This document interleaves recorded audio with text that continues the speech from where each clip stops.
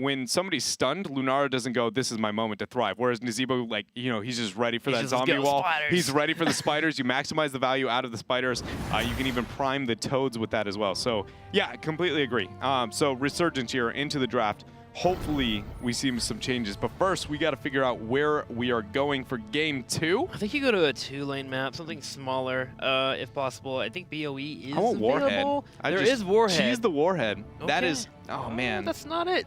That is not Cheese City. Yeah, Infernal Shrines is about, ooh, man, I wouldn't say one of the hardest maps to cheese on. Yeah, it's probably in the entire one of the game. most standard battlegrounds next to maybe Cursed Hollow in my eyes in terms of like how you do the rotations. I can see like Abathur and stuff on Cursed Hollow, but Infernal Shrines is kind of like figured out in terms of rotations and how to handle pressure coming your way. You see a certain hero pick like Kerrigan, then you just handle the pressure on the other side and you make sure you play safe and you make sure you get cleansed. So yeah, Infernal Shrines is where we're going to, and this will be the choice of Resurgence. Globals have been shown already by Zero. While I wouldn't say you go double globals on this battleground, Dahaka in itself can be a strong pickup or even a solo fall stat itself.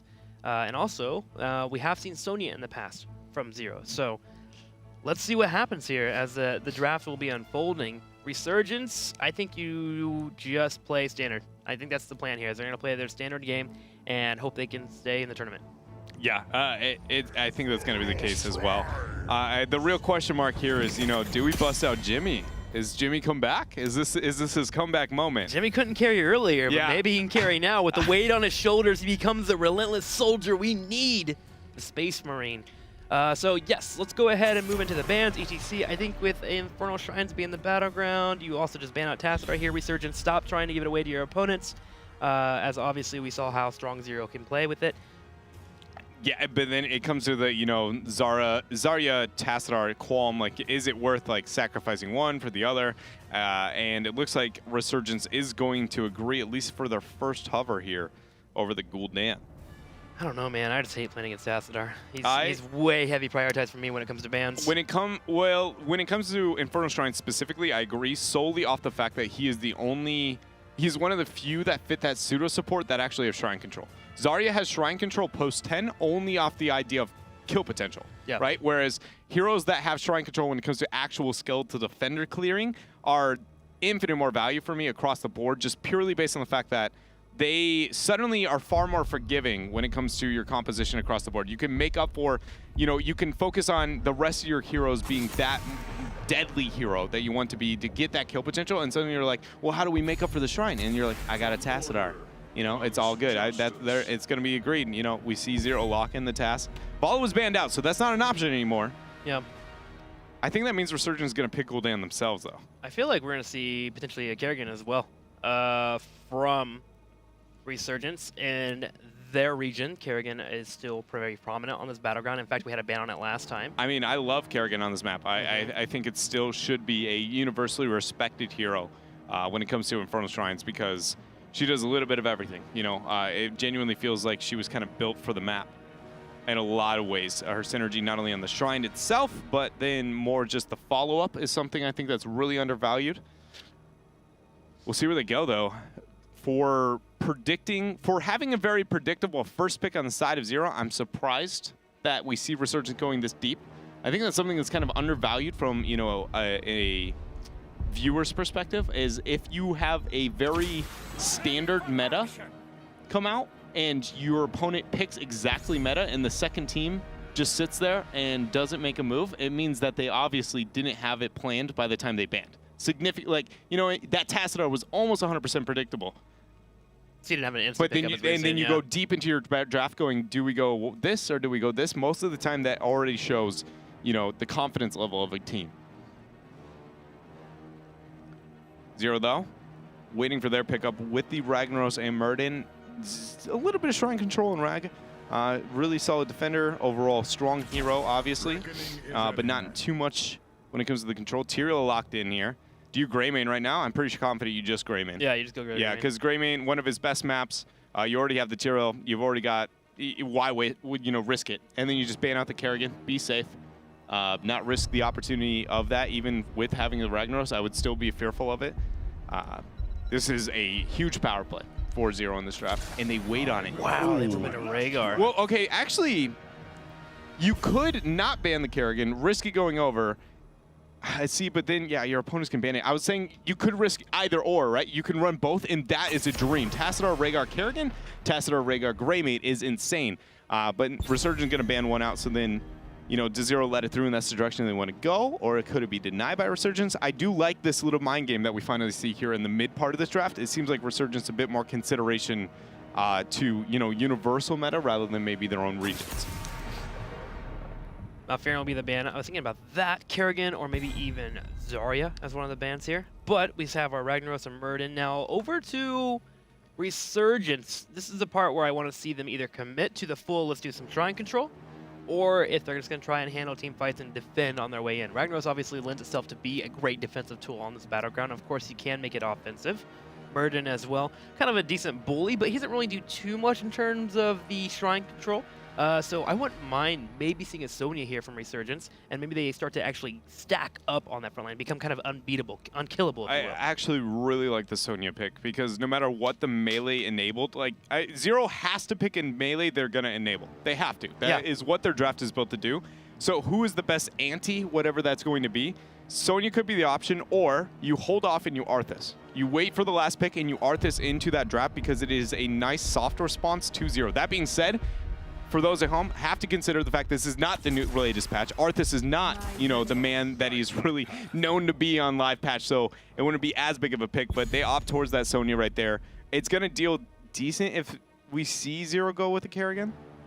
Sonya does all right into that, but again, maybe not overly successful without having a pseudo support with her. I was thinking Illidan for a little bit, actually, but I think oh gosh, actually, I forgot about that for Zero. Yeah, that's what I was thinking of, just because it's the Chinese region. We haven't seen Illidan forever. They've built it up for it, but I think the Sonya and the Murden kind of deter that away. Yeah. Even the Ragnaros to a degree. It's so anti-Illidan to play into, but just wanted to throw that out there. It's on the table. I agree with you. Oh my gosh, there it is. Wow. Honestly, I overlooked the idea of moving into the Illidan, but now that you say it, it is amazing hero with that type of draft. And Lunara as the last pick.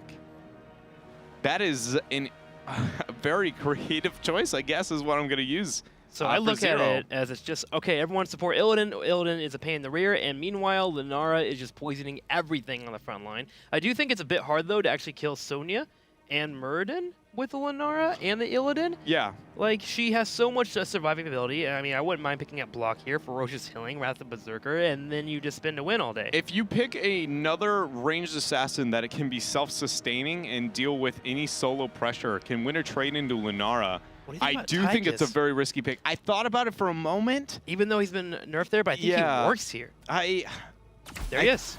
It's going to be lock-in. Yeah, all right. So I feel like there's a better pick, but I can't come with off the top of my head. But it is the most successful off the top of my head into that 1v1 trade that I think you can really suddenly spike the draft on the side of Resurgence with that and being able to deal with the Lunara. And so I think Lunara was a huge risk on the side of Zero that wasn't necessary, and the Tychus may be the proper response. I think it's a calculated risk that can make sense if your Lunara remains untouched and your Illidan can actually sustain long enough. But I just look it over to Resurgence, and although they had a bit of a poor showing in game number 1, I feel like this draft here in game number 2 has set themselves up for complete success. One, I think the Greymane not being picked up early was completely greedy from Zero. They got the ban on Greymane, which opened up only Illidan or maybe a Kerrigan comp, but a Kerrigan comp with Tyrael, Tassadar, and Rhaegar doesn't give as much value. So the Illidan came in, and they just have all the tools to deal with it. You have your Tychus Overkill, you have your Sonya Slam, you have literally every single opponent on the opposing team can deal with Illidan in some way, even Kharazim to a degree. Yeah, it's just the question I think now becomes, obviously, it's still executing that against the Illidan, it's still hard because Illidan's so easy to kind of gain value out of in teamfights. But more importantly than anything, that's why I was putting so much emphasis onto who can handle the Lunara, right? Because I agree that they're using that Lunara as a double threat. The same way, it's honestly a ranged version of like a soft Jaina is what the thought process is here with this pick, because she has the AoE slow, right? So Illidan thrived way back in the day. Whenever you could get a Jaina, you just throw out any Blizzard, and if it hits anybody, it's just like, I win this team fight. You suddenly make that dive potential that much easier for him. And Lunar's very good at that, but then also has the execution potential. That being said, if we see like that Thornwood Vine, again, it's going to enable the slow better and is going to have better shrine control, which I don't think is really going to be needed. But their execution, their kill potential is going to be so low that I think they're banking too much on the Illidan, considering how much Resurgence has as an anti-Illidan draft. So I really want to see the Leaping Strike here from Zero. If they move into Thornwood Vine, I think it's a very high risk. Again, no execution for a lot of the heroes on that team. See, I don't mind Thornwood. I agree with you that they won't have the execution and everything, but I actually don't mind them just kind of peeling away the opponent team. Granted, they have Sonya and they have Muradin, which can self-sustain themselves, but Karazim will fall under a decent amount of stress, especially if we have the meta build of just going for the Iron Fist into other members. What if we see Insight? If I it's saw one of the Insight, few situations. I would cry in happiness because I've been wanting someone to play Insight for months now. I love that talent. It will take. It's a little bit hard to pull off on Infernal Shrines, but if you actually focus on mercenary camps, you can get it done. I will say, I like it in this draft.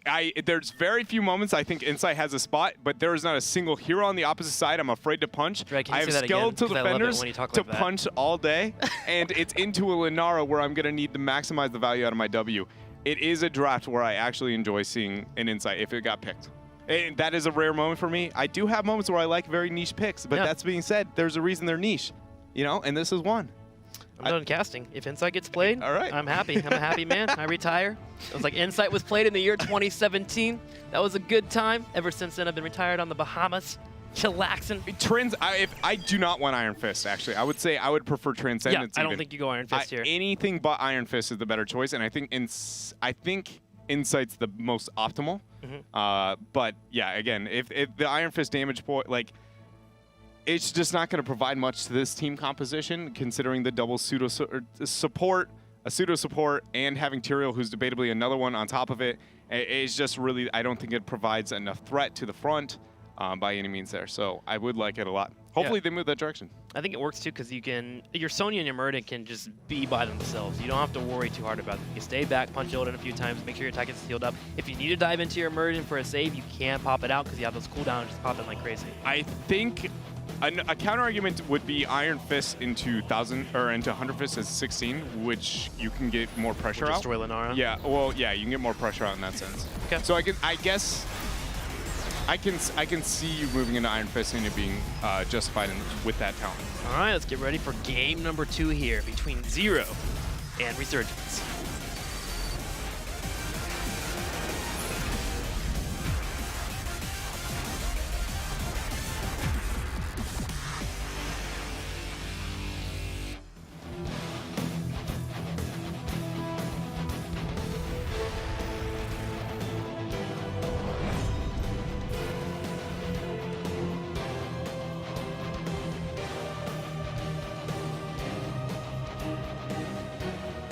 Resurgence about to potentially be knocked out of the tournament here if they do not score a win over Zero on this battleground. Here they are on the far left running a very unorthodox composition, but one that I am excited for, especially with the Tychus' latest changes to the very far right. Zero will be on the red. They are looking for their second victory in this best of 3 series. Dread, before we get started, who wins?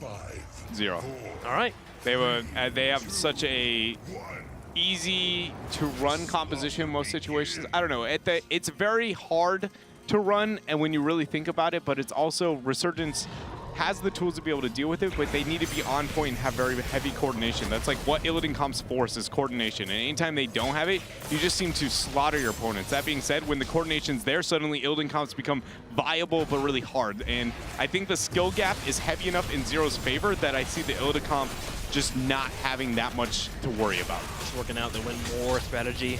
I do also believe that Resurgence and their rotations has to be on point and potentially together because Illidan does excel at getting those pickoffs when you divide and conquer, and Zero's already shown in the past that they can play those type of strategies, especially if you're able to get that Lunara slow and that Illidan chasing. Top lane has some damage already as Yin Yang is trying his best to deal with the pressure of there. He's low on health. At the same time, in the bottom left, Resurgence doing their best in terms of soak, but Zero already applying their trademark pressure. Yeah, very early on here for them as 6 joins here on the mid. Capricorn going to be chased down. Do they have the damage? Smite? He will have tap, so he's going to be just fine here as Julian comes out with a heal as well. He did move in the Iron Fist, so Rip. the heavy argument into the Iron Fist would be I'm going to deal with Lunara with 1v1s and Illidan later on. Do you 7-sided strike or do you palm here? I think I 7-sided. I think I 7-sided too. Yeah. I agree. I think Lunara's dot is not bursty enough to be like, I need the palm. Just use your W for the self-sustain and 7-sided to make Illidan fear moving forward. And Lunara, if she goes into leaping strike for the execution we talked about, she's only got 1 charge, suddenly you have kill potential under her if she dives deep. Talking about kill potential. Zero's keeping up too, working those auto attacks. Sonya will be spinning here to stay alive, but CW forced retreat. Oh snap, here's GD. Bringing in the auto attack, Jillian on the right side as well. They turn it around though. Resurgence looking for a takedown. Can they get 6? They do. Passive? And Yu is trying his best to survive, and he will spin to win to survive. Yeah, he's going to keep himself up here. In the meanwhile, we do see 13 Skeletal Defenders picked up. Here's M is going to immolate, be able to pick up a lot of these here. Rhaegar there with the Lightning Bomb is going to be able to help out. Rhaegar by far the best support when it comes to control onto the shrines, or at least the clear of the shrine itself. We also see him taking the same level before he took in the last game. I like that a lot. Personally, I really enjoy that build, even outside of Poison compositions. I think it's just a must in those situations here for Zero. Zero attempting to continue to win. So here is Appy low on health. Ragnar's trying to work in those Qs. We are going to have Julian working in the heal. 0-6 on the right side. Sonya continuing to chase down. 6 low on health. Julian should be able to get it. No, the grenade connects. Unit at the same time working in his attack at the same time, but one member to one member. Capricorn low on health, and Zero M will secure the takedown. A 2-for-1 trade. And that's a perfect example, I think, of the fear I have of this game is that Zero, it's not even like they ran that pretty. You know, again, every time you have the Tyrael with the Illidan, you want them moving on the same target at the same time. We saw Tyrael diving very deep on his own, and yes, he did end up going down. Illidan isolated on a different target. It's just that they weren't abusing that double pressure that you typically are so afraid of with those two together, and they still were successful. And that shouldn't happen to an anti-Illidan comp that we see Resurgence draft when they're split up like that. Illidan should be killable if Tyrael's not babying and working with him. Well, M not being a baby here, continuing to get with their aggression, jumps on CW. There's the aggression you might be looking for, though, as M jumps in. Big Punisher here. That was a 3-man leap from the Punisher. He's going to be the real MVP here. My goodness. That'll give him force. Yeah, Resurgence staying way too clumped, and Zero is going to be there to be able to get the punish. That is crazy. Normally, whenever you have a Punisher against a multi-core on the first phase, front wall is like at best. That's an optimistic situation. Super optimistic, and Resurgence there loses a fort. Now, they did peel off Sonya at the top, but yes, normally you could put 3 members in a lane and actually deal with the pressure coming your way. Zero, with his hyper aggression, is really paying off as they take a nice, massive level lead. They're about to hit level 8. They're taking Mercenary Camp. Sonya herself attempting to deal with the top lane pressure that will be coming by grabbing their own Mercenary Camps. But Resurgence, man, needs to turn around, and soon. Yeah, they very much need to. And we do see at 7 actually there for Lunara going into the Splintered Spear. It's not only going to help with some of the control on the shrine itself, but more importantly, if that Q is going to land, it's just going to enable the passive to be on the multiple targets, which is going to increase her ability to prime with the slow onto Resurgence so that Illidan really can thrive. But got a small pause here. Going to get back with this whenever possible. Yeah. Slight pause right away. We don't have necessarily the best communication to be able to pick up on when we're going to get back to you, but I promise you, as soon as it starts back up, we'll be with it here. And so just is looking at the game and looking at the drafts, it is played out better for Zero than it should have already in the early parts of this game. Do you see it?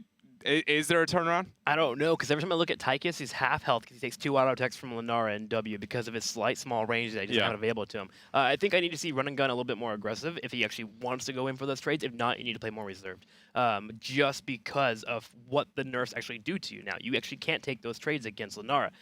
So he always uses the Run and Gun as an escape. Just go in there and get that extra range and start actually playing aggressive if you want to play that route. If not, then you're going to have to hold off to level 10. Yeah. So kind of picking on Tychus a little bit here, but you know, that's kind of how the cookie crumbles nowadays after a nerf happens. Looking over to Sonya, she actually picked up Poison Spear. So they do have some lockdown for to potentially take down an Illidan maybe if they want to get fully aggressive on one member, but landing that Q can be difficult. Yeah, and this is definitely going to be one of the cases we don't see the leap direction. It will be the Wrath of the Berserker. You say that. I don't think we leap here. Like I was optimistic about one leap, and it didn't end up going down. Then we luckily actually got some of the leap into the Morales, but I mean into an Illidan composition, you need to and on Infernal Shrines. I mean, Wrath of the Berserker is by far the better choice, Yeah, and there's nobody who is easy to blow up on the opponent's side outside of Lunara. That being said, Rhaegar should have proper positioning to be able to save her, so we shouldn't be fearful of that. So I do think we're going to see Wrath in this case, and it's just whether or not they can deal with the Illidan, and I just don't see it happening. Like, again, even if there is no synergy between 6 and M, I just feel like it creates so much chaos, and it forces so much organization that Resurgence just feels like they haven't shown that it's just hard to put faith in them. Do you think when we get to 10 and Odin potentially gets picked up, I think you laser against Illidan, but if you get Odin picked up, you could have the long range that we need from our Tychus, and he's able to poke down, and then Sonya and Murden can focus on the Shrine phase, and maybe that's the way that we have Resurgence actually handle a Punisher phase? Maybe? Yeah, I mean, it's possible. It very much is going to be possible. It just... Then you have to consider the fact that what if we do see Illidan and Tyrael on the same page? Like, is suddenly Odin enough to be able to deal with that? Because Sonya should be under a bit of pressure herself. Possibly. I don't know. I do like kind of the idea of moving into laser a bit more. That's something that we suddenly have seen drastically drop off since the buffs that happened to Odin a couple of months ago. I'm going to say like 3-4 months ago. Since then, laser has been neglected, but yeah, it should work well into that. And I also think it works decent into Lunara. She can actually rip through it pretty well, but even buying those couple of auto attacks and forcing her to respond to it is going to help not enable the Illidan, and again, if she goes into leaping strikes, it allows you to get the trade as long as you place it properly onto your side. She can, if she 100-0s you, you almost 100-0 her. And if Illidan is not getting the heals and Lunara is, you're winning against an Illidan composition. So I think I kind of like that a bit more, but again, it hurts the shrine control. Yeah, which they may be fine there with their front line already if they can just deal with the pressure, get Murden maybe on Rhaegar, sit him back there. So it all comes down to how aggressive Resurgent wants to play. And so far, even in this early game, it just seems like they just are so afraid to go in for trades. They don't seem to know the potential they have for their heroes in terms of actually getting into fights. They seem to take damage, and they're like, oh, wait, we're losing this. Let's run away. And the next thing you know, that's when Illidan's like, oh, juicy kills coming here. Yeah. He's able to dive in. Yeah, very much so. The minute the opponents are kind of like, you know, I don't want to be clicking on your side of the map, I'm trying to click on mine. He's like, I'm ready to go. That's the stuff right Time there. to battle, boys. So, yeah, it's going to be, I agree. It's tough. I think Resurgence has put themselves draft-wise into top positions throughout the tournament that we've seen so far. This one is debatably one of their better drafts considering their opponents, but... Picked into it? Yeah. Like, look at this draft and say if it was a range instead, maybe. Okay, of course we want a gray main, but what if we saw a character comp that was based on just blowing up somebody? I feel like maybe actually Zero would be in a better position because they just win the Punisher phase, and then they just go for hard aggressive phases and go for the Arcane. Instead they go for the Illidan, but if they didn't pick Illidan into this composition, this draft is so linear and so one-sided that Resurgence may have actually been hurt. But again, we'll see how it goes out here, as looks like we're starting to gear up to go back into this game. Now remember, it is game number 2. It's a best of 3 series. We do have Resurgence down 1-0. 2-0. Here we go. Into the matchup. Now we are getting geared up for another Punisher phase. Their teams are grabbing mercenary camps. And right now, Zero a full level ahead. If you're Murden, what are you thinking about at 7 right there? All right, I was just curious because we went 3/4 deep on a level before we saw the talent choice. I was like, I can't think of anything at 7 that would make me take a minute to be like, what can I counter with outside of the Iron Forge? Maybe you're worried about, you know, getting the value into the evade of the Illidan, but we're going to see the standard there going into the Iron Forge momentum. And everything else here looks, you know, nobody taking any creative talent so far. Across the board, still standard when it comes to the Karazim build. And Zero here is going to be able to close in on 10 as the Shrine is spawning. This is worst case. They have such a big level lead. Honestly, they could commit all 5 members towards top 4 and get that for free. But GD is actually just going to have a heyday down here in the mid part of the map. 6 moving up with that Eldruins. He's going to be able to back out. But I want to see Zero just take out the fort. Look towards the keep with this 10 advantage. They're using that same theory on mid with the camp. Like, that is going to be the most beneficial route for them, but I feel like they're committing too many resources and not using the fact that, you know, they could close that window quicker with the Punisher in a couple of minutes. Leaping Strike has been picked up. Gonna have the jump there from GD. Stormba does connect. Capricorn's going for the chase there, working the auto attacks. Will bring out the grenade, gets him low, but not enough Resurgence down still at level 10. The more I think about it too, the more Lunara feels actually really nice against Ragnaros in particular. He has a very hard time in terms of making the decision of like moving in and going for the engage and bringing out the Q. So before you even have the reaction, if you think about it for a second or two, you have 2 auto attacks on you and you have a Ragnaros down to half health. Yeah, it's a, you know, interesting like dynamic and kind of interplay with those 2 heroes, because you're very correct. Like that is, you know, what we see good and great like Ragnaros is the difference is where is the positioning to get value out of the Q and everything you like. Tao hits a cleanse on Illidan, allows someone to dive. Here comes GD though, focusing down Sonya low on health. Certification has been popped. We do have him continuing the chase.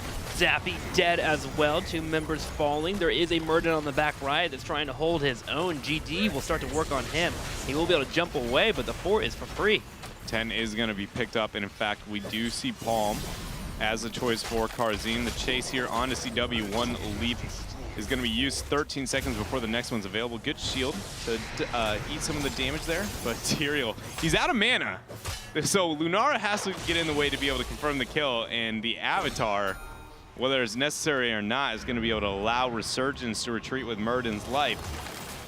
I know sending a message feels really, really good, like chasing a Murden across the map, but at this point, if I'm Zero, I think I send the message. Just all day, every day? I'm ready to battle, you know? You saw it on the core. Oh, hang on. Resurgent gets to take down Lunara, though. They answer back. Not necessarily the message you want to be sending. Not the message you want to send. I just chased you across the map and then I died. Yeah. It's actually a little bit worse than that too. You know, giving that secure, like that thought process of a team. You know, because when you, oh man, the Odin uses as well. M's gonna jump away though, straight to Tao. Yu goes in for the engage. Unfortunately, will miss out on the spear. Yeah, that's actually, I think, a 3rd spear that we've seen him not connect this game so far. And if you take Poison Spear into an Illidan, you pretty much have to not miss those to stand a chance. It needs to be a little bit more impactful with those throughout this game. But what I was going to say is I like the, oh man, they're not done. They're going to keep battling here. Constant back and forth. He'll be able to walk away with his Whirlwind. Julian at the same time will be able to dash at the same time. Murden's moving to the middle to grab experience, but Zero continues the pressure. Now grabbing Mercenaries on the left. Red, before we have another fight in the next 3 seconds. Continue your thought. It was just, I don't even honestly know what it was at this point. I was talking about something about the video game. 6 here. As you should. Good job. Retreat. Oh, so man. Smash connects, and that is going to be a pick here. So Zero got to be down a member. Is Resurgence showing some life here? Looking for more. Stormbolt does connect. There is Julian working in the attacks. I remember my point. I'm sorry. Continue. It was that the idea of sending a message, but honestly, like giving your opponent, like when you're getting beat this hard through game 1 and to game 2, giving up that 1 pick in a trade like that is enough to make them think they have a chance to the point where they'll perform better than they would have if you didn't die in that situation. Like, it's not the experience that matters. That could have given them double the experience, but debatably, if they got that double experience not through a kill, that they wouldn't be able to perform as well as they would have elsewise. It's like that, you know, the hope almost that you can instill into your opponents. Talking about hope, though, that Molten Core is going to give hope towards the 6 more of the skeletal defenders they're going to need. Missing out on it. CW's going in. They're We're going to have Sonya going for the jumping so risky. Are they going to spin? They're trying to make the play. We're going to have the Metamorph at the same time. 38 to 37. We're going to have the Punisher moving over to 0. And now Resurgence is being punished heavily, and they have no Molten Core. Big leap from 0. 2 members falling. Yeah, and Capricorn here in the Odin is on the retreat. Same with CW. Gets the Dwarf Toss out. Illidan here. Can they get anything else? Lunara will be able to get a slow. Capricorn's the target that's going down. Oh, he's dead. Can they get Jillian as well? No, not today. And now Zero here, just full control. Bottom 4, mid court, and top all are going to be gone. Closing in on that 15, and this should be a keep wall as well. They don't have Sync, so they can't dive that well, but they do have Ancestral and Meta, so to be honest, it's very likely they could get 1 to 2 picks and still get the keep here, even though it is only 11 minutes in the game. Sides walls out, they're gonna go in here. Dive is real here. You on the back right, CW moving in, looking for GD, will hit the Stormbolt. You still low on health. Julian attempting to help out. We'll be able to get the heal out. CW on the same time. All 3 members are up for Resurgence, but this keep is dangerously low on health. Zappy getting jumped on, will be forced to retreat, but the keep is taken. 0 walks away, close to level 16, and now Catapult pressure. Yeah, Catapult pressure, and Zero found themselves with such a dominant, experience advantage very early in this game. That one pick onthe Lunar kind of gave that hope, and Resurgence had an opportunity there, but it seems like Zero's, quickly restored back to the original position this game was in. Unfazed, yeah. Yeah, and that keep here is just, they should be able to abuse that very, very well in making Resurgence constantly respond back. Without the global, it is only going to hurt, but Resurgence going to try and force. 16's been picked by Zero, though. They wanted this fight before the 16. They don't know Rhaegar's not here, but he isn't here, and they're still winning the fight right now. Zero is just 4 versus 5ing this skirmish. Valira connects, but Zero takes barely any damage here as M is on the right side. Now Yu continues to move forward. The palm does connect, but Tychus has fallen. That's a majority of the damage. And M just keeps chasing. Here we go. Tyrael joining in on the lead, and GD will bring in the slows. I just love Tal right there. He walks up after transferring all the way down from that top, from the top shaman camp, comes all the way down, drops the ancestral, like, I'm helping. I got you. Like, I don't even know how necessary it was, but he's just like, I got this. Hey guys, I got an R button. They're going for the core though. Yeah? They should be able to do this as long as Illidan's tanking, which Odin's is. up though. It's not enough. Illidan doesn't care.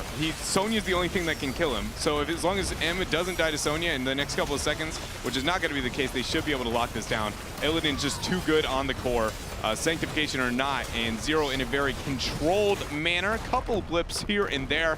15-5 when it comes to the kills. They're going to lock this out 2-0 and sadly knock out Resurgence here from the Eastern Clash. Yep, Resurgence came, but unfortunately didn't secure any win. Zero will move on to tomorrow, so they have continued their path in the losers bracket, but remember, one more loss for them and they will be out. But overall, what are your thoughts on Resurgence? I'm going to be honest, it was removed from the game a while ago, so I'm sorry. No, hopefully they can make the comeback. It was too good, Yeah. It's just they had the performance, I think they expected performance so far, Sure. There was no craziness in one direction or the other. They didn't pull a Nomia. That being said, like Nomia's games and what they were able to do at the Western Clash was a huge surprise. There's a reason there was so much hype behind it, and I guess I would just say that I feel like they performed as expected across the board. If anything, I would argue, Zero's performance is a bit more surprising in that last game after what we saw from Tempest, a bit more calculated. Yeah, a bit more calculated, a little more reserved. They have a couple of hypey moments that didn't work out for them, but they were still moments that you can understand and appreciate.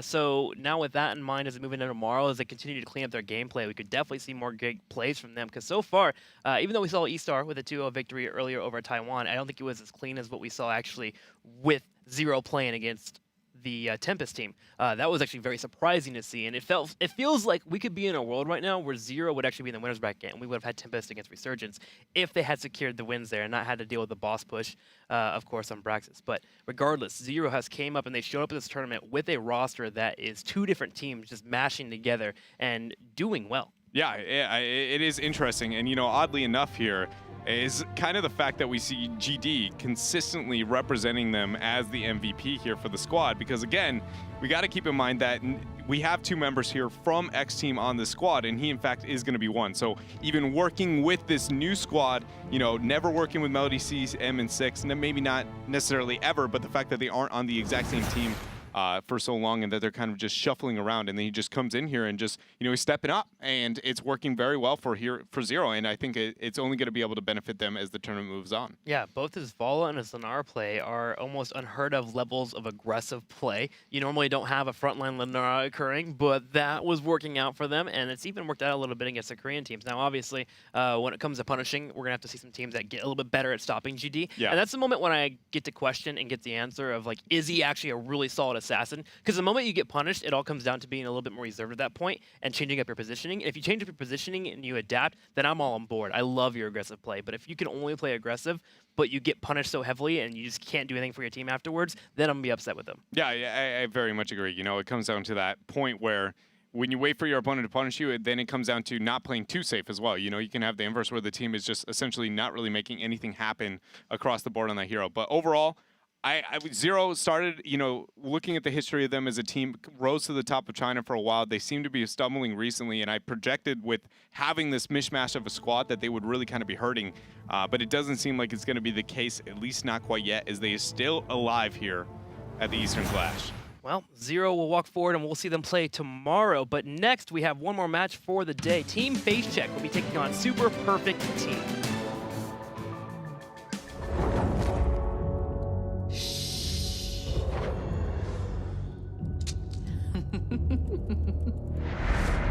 Orphaned as a young child, Valira Sanguinar has led a life of hardship and adventure.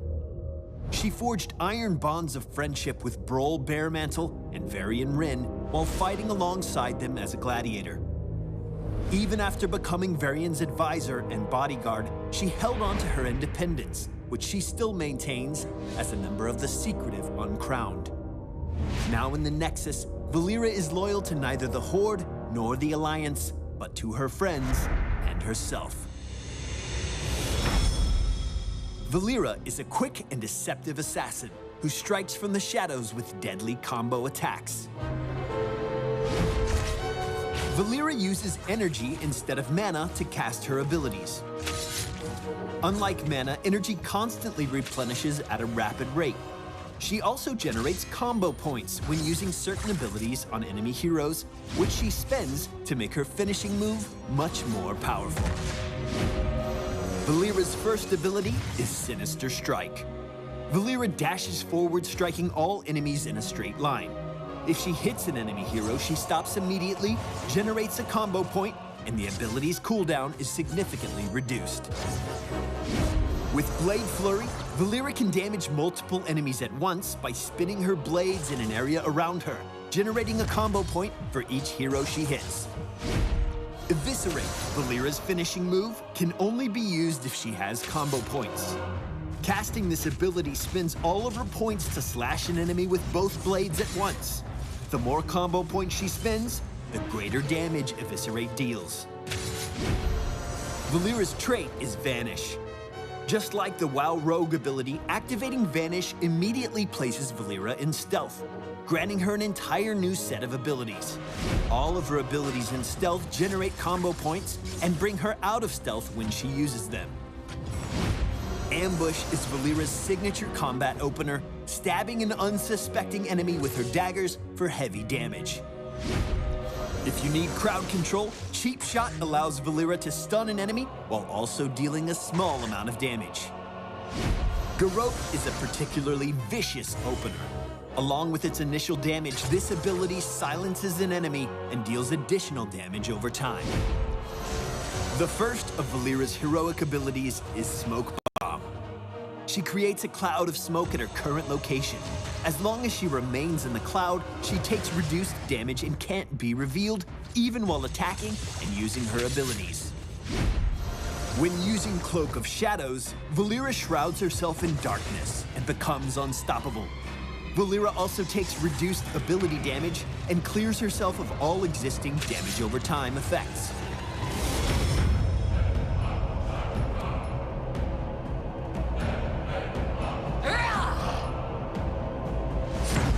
Valira excels at isolating powerful enemy heroes and shutting them down. Cheap Shot and Garrote, along with several of her talents, give her plenty of options for keeping the biggest threat to her team on lockdown.